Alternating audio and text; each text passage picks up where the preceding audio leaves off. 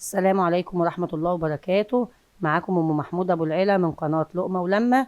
ما تنسوناش بالاشتراك والتعليق. النهاردة هعمل معاكم الملوخية الخضراء.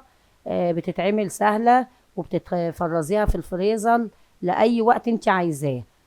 بتقعد من السنة للسنة ما بيجرالهاش حاجة. الملوخية طبعا بنجيبها ملوخية بلدي، جذورها حمراء، وتكون الورقة بتاعتها مش كبيرة قوي ولا صغيرة، وتكون بتلمع زي ما انت شايفه، ما تكونش متخرمه، لان في ملوخيه بتلاقيها متخرمه ما تاخدهاش. بيكون في حشرات واقفه عليها. بقطفها، خلص تقطيف منها خالص، وبعد كده باخدها علشان اغسلها. ما تنسوش تدعموا قناه لقمه ولمه بالاشتراك الحلو بتاعكم والكومنت الجميل وتفعيل الجرس.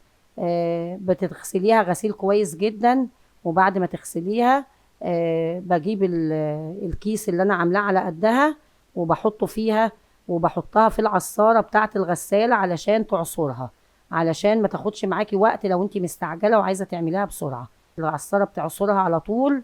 بعد كده بطلعها من العصارة وبحطها على الصينية واسيبها حوالي 10 دقايق 5 دقايق، علشان يعني تاخد شوية هوا كده، لو فيها نسبة مية بسيطة ولا حاجة تنشف خالص.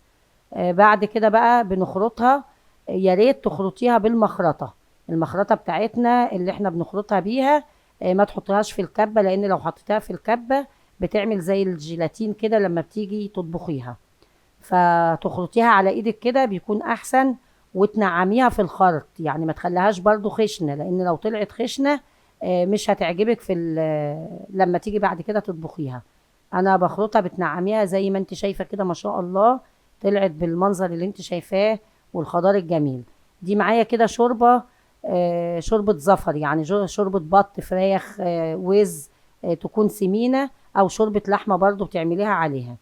كل اللي بتعمليه بتحطي كوباية شوربة او كوبايتين حسب كمية الملوخية اللي انت عاملاها، وبتنزلي بالملوخية عليها وبتربيها.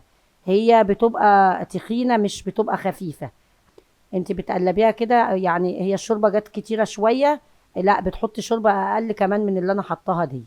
وبعد كده بتجيبي الكياس وتعبيها، ادي كل تفريز الملوخية، وبتفضل خضرة زي البرسيم. بتحطي برضو شعرة كربوناتو، شعرة بسيطة على سن المعلقة كده، عشان الخضار بتاعها تفضل خضرة وحلوة وما يتغيرش اللون بتاعها. تكيسيها بقى وتحطيها في قلب الفريزر. بعد كده بتطلعي الملوخية وتحطي بقى، تعملي الكمرة بتاعتك العادية جدا اللي انت بتعمليها، وتطلعي الكيس من الفريزر متجمد، تنزلي بيه على الشوربة وهي بتغلي، وتوطي النار خالص عليها علشان اللون ما يصفرش وتغير لونها. لو انت عايزاها تدنها خضرة زي ما هي. وفي برضو يعني طريقة تانية هعملها لكم ان شاء الله قبل الملوخية ما تخلص، وانزلها لكم برضو على قناة لقمة ولمة وكده. ده بعد التفريز بتاعها، وما شاء الله طالعة جميلة. ما تنسوش تدعموا القناة بتعليق حلو جميل منكم كده، وتقولوا لي ان انتوا بتتابعوني من اي بلد. وكل سنة وانتم طيبين، والسلام عليكم ورحمة الله وبركاته.